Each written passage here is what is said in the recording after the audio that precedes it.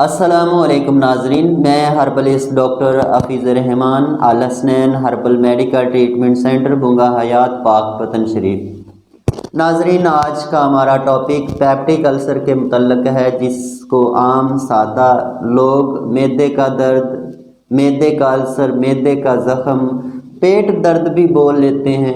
تو آج ہم آپ کو پیپٹک السر کے متعلق پوری تفصیل سے بتائیں گے کہ یہ کیا ہوتا ہے اور کس وجہ سے ہوتا ہے، اور اس کی علامات کیا ہیں، اور کس طرح کی غذائیں استعمال کی جائیں تو یہ کم ہوتا ہے، اور کن وجوہات اور کن غذاؤں کی وجہ سے یہ بیماری لگتی ہے۔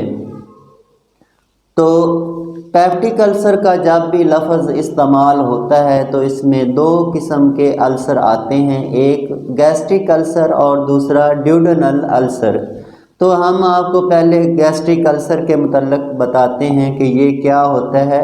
تو مریض جب کھانا کھاتا ہے تو کھانا کھانے کے فوراً بعد مریض کا پیٹ پھول جاتا ہے، اپارہ آ جاتا ہے، مریض کہ جو فم معدہ ہوتا ہے وہاں پر شدید قسم کا درد شروع ہو جاتا ہے، اور اگر فم معدہ کو دبایا جائے تو اس کے دبانے سے درد میں اضافہ ہوتا ہے، اور مریض ایسا محسوس کرتا ہے کہ اس کے پیٹ میں کوئی آگ کی بھٹی جل رہی ہے، اور اس کا جو کھایا پیا ہے وہ اوپر غذا والی نالی کی طرف آتا ہے۔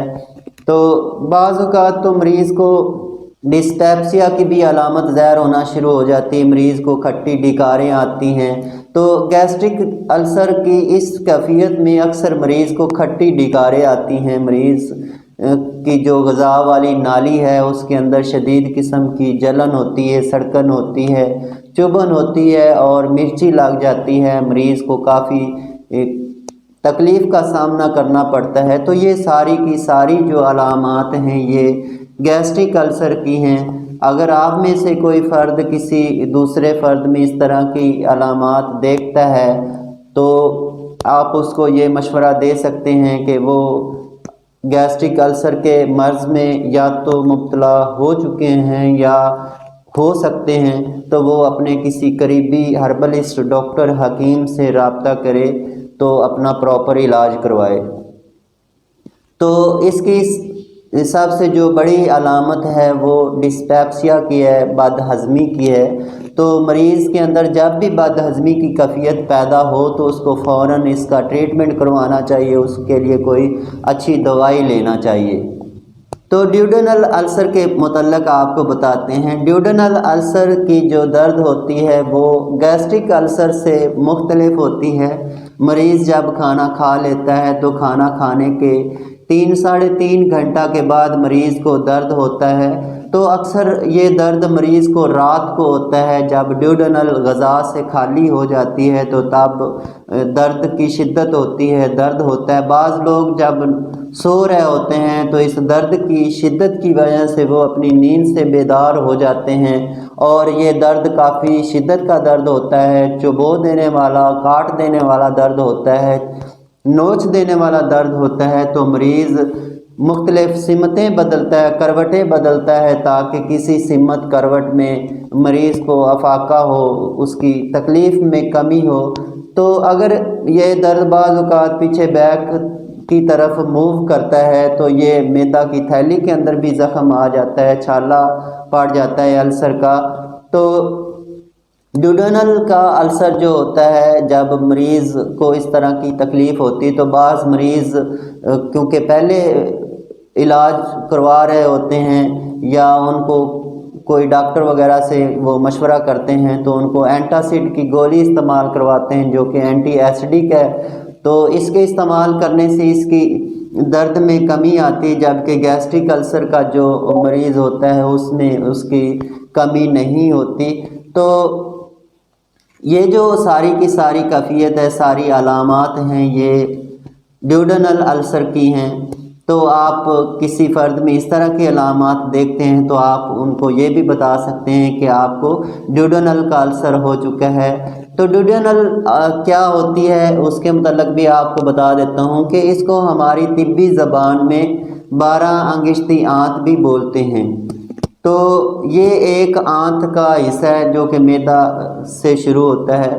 تو اس آنت میں دو قسم کی ڈکٹ کھلتی ہیں، ایک بائل ڈکٹ ہوتی ہے اور دوسری پینکریاٹک ڈکٹ ہوتی ہے۔ تو جو بائل ڈکٹ ہوتی ہے یہ پتا کے ساتھ منسلک ہوتی ہے اور ڈیوڈینم کے اندر کھلتی ہے، تو اس کے ذریعے صفرا، جس کو HCl کا تیزاب بھی بولتے ہیں، وہ گرتا ہے۔ تو اگر ڈیوڈینل کے اندر السر ہو چکا ہو تو یہ السر کے زخموں پر ڈائریکٹ لگتا ہے اور جس کی وجہ سے مریض کو کافی تکلیف کا سامنا کرنا پڑتا ہے۔ تو بعض اوقات ڈیوڈینل سکڑ جاتی ہے السر کی وجہ سے یا کسی اور وجہ سے، تو مریض کی کیفیت اور تبدیل ہو جاتی ہے اور کافی ساری علامات ظاہر ہونا شروع ہو جاتی ہیں۔ مریض کو بلوٹنگ ہوتی ہے، مریض کو نوشیا آتا ہے، متلی مطلب آتی ہے، مریض کو وامٹنگ الٹی ہوتی ہے۔ تو بلوٹنگ جب ہوتی ہے تو مریض مطلب پیٹ پھول جاتا ہے، افارہ آ جاتا ہے۔ تو مریض کو جب الٹی ہوتی ہے تو وہ کافی مقدار میں ہوتی ہے، مریض نے جو صبح بریک فاسٹ میں کوئی غذا کھائی ہوتی ہے تو وہ بھی اس الٹی کے اندر موجود ہوتی ہے۔ تو اس سے ہمیں یہ بھی ثابت ہو جاتا ہے کہ مریض کی جو ڈیوڈینل ہے وہ سکڑ چکی ہے، جو غذا کھائی ہے وہ پوری طرح پاس آؤٹ نہیں ہوئی، تو اس کی وجہ سے مریض کو وامٹنگ ہو گئی ہے۔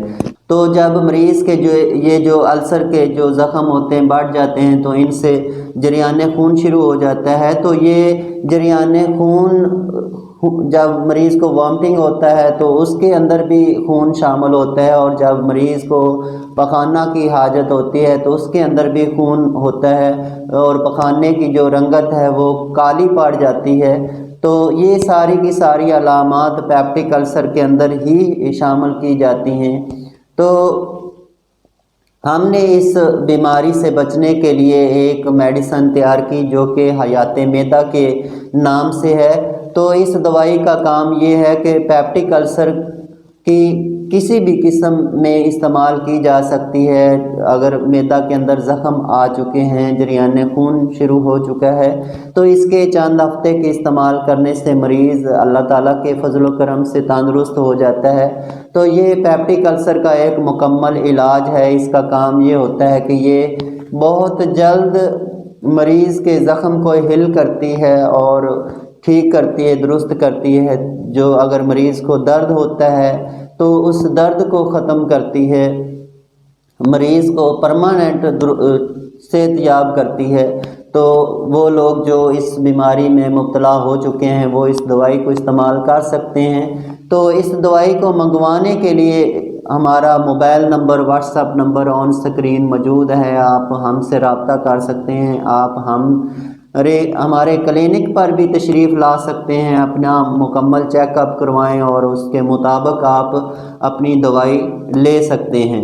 اس کی جو وجوہات ہیں اس کے متعلق بھی آپ کو بتا دیتے ہیں کہ جب مریض ہمارے پاس آتا ہے تو ہم بہت سی چیزوں پر دھیان دیتے ہیں۔ مریض سے پوچھتے ہیں کہ آپ کو کہیں پہلے تو السر کا مرض نہیں ہو چکا، تو اگر ہوا ہے تو آپ کو دوبارہ بھی ہونے کا خدشہ ہے۔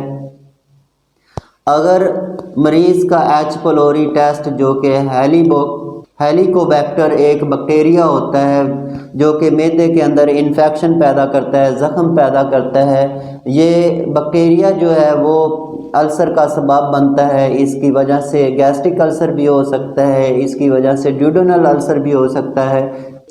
اس بیکٹیریا کا بھی جو ہے وہ علاج موجود ہے اس دوائی کے اندر، یہ اس بیکٹیریا کو ختم کرتی ہے، اور جو ایچ پلوری کا ٹیسٹ مریض کا پازیٹیو ہوتا ہے وہ اس دوائی کے استعمال کرنے سے وہ نیگیٹو ہو جاتا ہے۔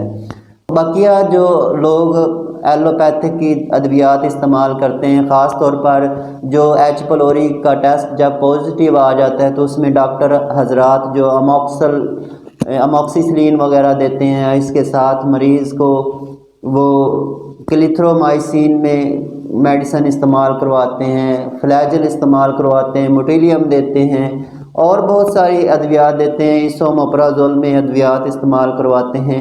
ان کے استعمال کرنے سے مریض کا بیکٹیریا تو کمزور پڑ جاتا ہوگا، لیکن معدے کی جو بافتیں ہیں وہ کافی کمزور پڑ جاتی ہیں۔ تو بیکٹیریا تو نیگیٹو ہو جاتا ہے، لیکن اس کے ساتھ مریض کا جو معدہ ہے وہ کافی کمزور پڑ جاتا ہے۔ تو ہم نے جو حیات معدہ میڈیسن تیار کی ہے، اس کے ساتھ ایسے کوئی علامت ظاہر نہیں ہوتی، بلکہ معدہ پہلے سے کافی بہتر ہو جاتا ہے۔ مریض جو کھایا پیا مریض کا وہ اچھی طرح ہضم ہوتا ہے، وہ پارٹس آف باڈی بنتا ہے۔ اسی کی جو دوسری جو وجہ ہے وہ مریض کی اپنی غذائیں ہیں۔ جو لوگ زیادہ تر فاسٹ فوڈ استعمال کرتے ہیں، اپنی غذاؤں کے اندر توازن نہیں رکھتے اور تلی ہوئی کھٹی لیس دار چیزیں استعمال کرتے ہیں، تیزابیت والی چیزیں استعمال کرتے ہیں، تو ان کو بھی اس طرح کی غذائیں استعمال کرنے کی وجہ سے بھی پیپٹک السر ہو سکتا ہے۔ وہ لوگ جو سگریٹ نوشی کثرت سے کرتے ہیں، تمباکو سگریٹ بیڑی وغیرہ کھاتے ہیں اور اس کے ساتھ وہ زیادہ تر الکوہل کا استعمال کرتے ہیں، تو اس طرح کی جو چیزیں ہیں استعمال کرنے سے، ہیوی نکوٹین والی چیزیں استعمال کرنے سے بھی پیپٹک السر ہو سکتا ہے۔ پیپٹک السر کی جو سب سے بڑی آمد کی علامت ہے وہ تو ڈسپیپسیا کی ہے۔ جب بھی مریض کو سوئے ہضم مطلب بد ہضمی کی کیفیت پیدا ہو تو تب سے ہی مریض کو اس کے متعلق اس کی دوائی لینا چاہیے تاکہ اس کا ہضم ٹھیک ہو سکے اور وہ پیپٹک السر کے مرض سے بچ سکے۔ آپ کو یہ بتاتے ہیں کہ کس طرح کی غذائیں جو ہیں وہ اس بیماری کو بڑھاوا دیتی ہیں۔ تلی ہوئی جتنی بھی چیزیں ہیں، کھٹی چیزیں ہیں جن کے اندر ترش پن ہے اور ان کے اندر لیسلا پن ہوتا ہے، بادی ہوتی ہے، کیونکہ بادی غذائیں پیٹ کے اندر گیس پیدا کرتی ہیں، گیس ٹربل کا سبب بنتی ہیں، جیسے بھنڈی، عربی، دال، ماش وغیرہ۔ اس طرح کی جو بھی غذائیں ہیں وہ بادیت رکھتی ہیں، پیٹ کے اندر گیس پیدا کرتی ہیں، تو اس طرح کی غذاؤں کو کم سے کم استعمال کیا جائے تاکہ مریض کو کسی مسئلے کا سامنا نہ کرنا پڑے۔ تو جو لوگ پیپٹک السر کے مرض میں مبتلا ہیں ان کو زیادہ تر لیکوڈ چیزیں استعمال کرنی چاہیے، ایسی غذائیں استعمال کرنی چاہیے جو کہ بہت جلد ہضم ہوتی ہوں، جیسے دلیا کا استعمال کریں، ساگودانہ کی کھیر استعمال کریں، دہی استعمال کریں، اور سبزیوں میں جو پانی زیادہ رکھتی ہیں جیسے ٹنڈے، کدو، توری اور مولی وغیرہ، تو ان کے اندر پانی کی مقدار زیادہ ہوتی ہے، ان کو ہم ٹھنڈی سبزیاں بھی کہتے ہیں۔ تو اس طرح کی سبزیاں استعمال کرنے سے بھی مریض کو فائدہ ہوتا ہے، مریض کی مرض میں کمی آتی ہے۔